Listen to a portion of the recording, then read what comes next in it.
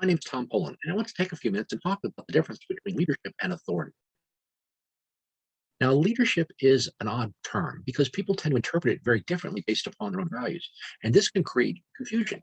If you're trying to create a stronger leadership capacity within you or trying to nurture future leaders within your nation, it would help if we had an idea of what leadership is. And sometimes it's important to differentiate between leadership in the modern context in terms of how it has been identified.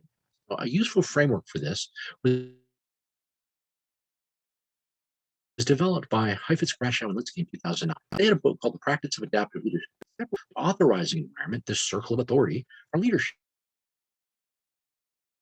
And if you see this, leadership is outside that circle of authority. Now, when we first presented this, there were some executive leaders in the organization who were shocked because, in their mind, leadership is about exercising your authority effectively and efficiently. It's really not. It's about going outside that authorizing environment. Now, the authorizing environment is created by various sources. It comes from state law, federal law, local ordinance. It comes from department policies, procedures, rules and regulations, standard operating job description, direct orders. The whole idea is these are powers, these are authorities granted to you based upon your position in order to carry out certain functions, to carry out certain tasks, to fulfill specific. And these are important in any organization. We need to have some authorities to get some of the work done. And when we start looking at the functions of authority, you can sometimes break them down into protect, order, and direct. You have these authorities from all these different sources to direct employees to do things in certain ways. Organizations are created by a complex fabric of people within the organization and outside the organization of different teams. So you need to have that authority to maintain order so we don't have chaos created. And we need to have that authority to protect the organization, to protect our reputation, to protect our integrity, to maintain market share. I mean, there's a lot of reasons to protect its reputation. Those are all important. We work in that circle of authority, when we work in that authorizing environment, uh, we tend to be working in an environment that we know it's knowable, it's predictable. We see what's going on. It's transparent. In many cases, we can control that environment to manipulate the resources, the personnel, the staff to accomplish certain goals. And if we stay within that environment, if we follow the rules, we follow the patterns, we follow the norms, then we find there's much lower risk. You never eliminate all risk, but you can certainly lower risk by following the rules. Sense of comfort. Comfort is not necessarily what we're looking for in a leader. A leader has to have courage to go outside to take risks. So if we start going outside that circle of authority, uh, into that unknown area, now all of a sudden we're in a very different environment. It's characterized much differently when we go outside that circle. So now it's unknowable, it's unpredictable. Never been here before. We went from a developed city, we went from the developed suburbs into uncharted wilderness. We left the safety of the beach, we left the safety of the port, and we're out in the open ocean. Unknowable, it's unpredictable. And in many ways, because we don't know what's going on, we've never been there before. Controllable. We really are trying to control it. We're trying to harness it, but it's not as clean as it might be if we were back in that. This means there's higher risk, and the risk is higher the farther you go outside that circle of authority, and the longer you stay outside that circle. It can create a very strong sense of disequilibrium, that sense of unease, of uncertainty, and of anxiety.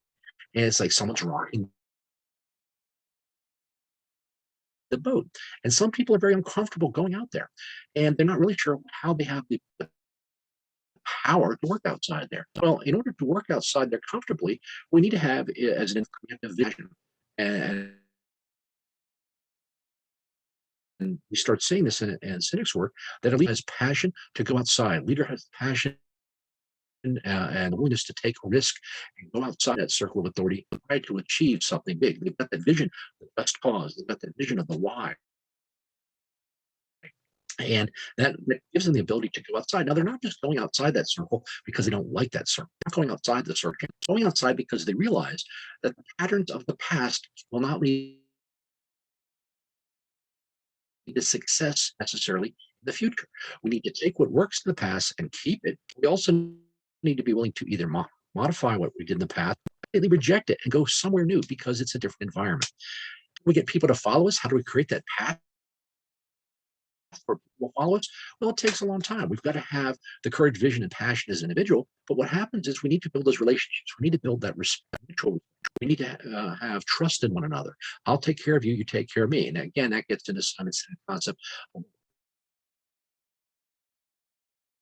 circle of safety, that I will take care of you when you go outside that circle. I'm going to make that perimeter of that circle a little bit permeable, a little bit where it's easy to go out, taste that new air, taste that fresh air, dip your toe in that ocean, get comfortable, and go out further and further each time. As long as we're all going for that common vision, shared vision, that just cause. We need to have experience in change and experience in our professional environment and hopefully some level of expertise. And if we don't have the expertise, that's fine. But we recognize the expertise in others and we trust them. That's how you build a team. Teams are not a bunch of people with the same skill set. A bunch of people with the same skill set aren't necessarily going to get you where you need to go. What we need to have is complementary skills. And these will lead to professional relationships and ideally personal relationships. Let's become comfortable working outside. Working outside is what leadership is. Leadership is about leaving that environment of the past, which again, I'm not trying to diminish the value of authority or management, because this is what happens when you are managing the system that is. You have to operate the system that is, but no system remains stable. In order for the system to move forward, in order for your organization to progress, in order for you to progress, go outside that comfort zone, outside that circle of authority, and go into uncharted territory and make the new world.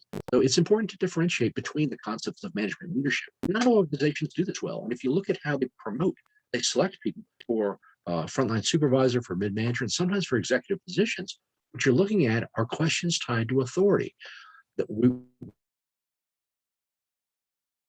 we say that we want leaders, but we ask questions about their management skills. How do you budget? How do you discipline? How do you request resources? We don't talk about how do you create a vision, how to create a team. And perhaps it's something we need to consider is asking questions along these lines, such as if you're going to be a frontline supervisor and your job is to keep the people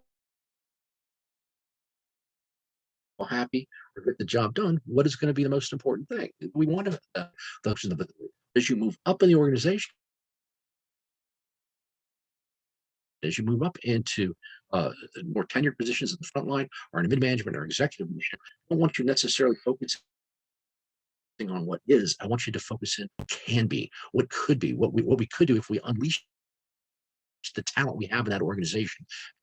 So this position you might wish to have within your agency, have a discussion in a retreat, might have a discussion staff meeting, be done in the break room, it can be done at any time. It's a wonderful time to consider micro learning and talk about these things. If we can clarify this in the minds of people, what's the difference between leadership and authority? Don't minimize the value of authority, but we put it in its realistic context and focus on the difference between leaders to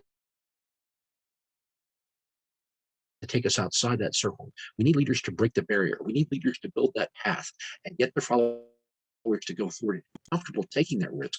Without that risk, you stagnate. And if you're stagnate in a dynamic environment, eventually you wither, fade, and die.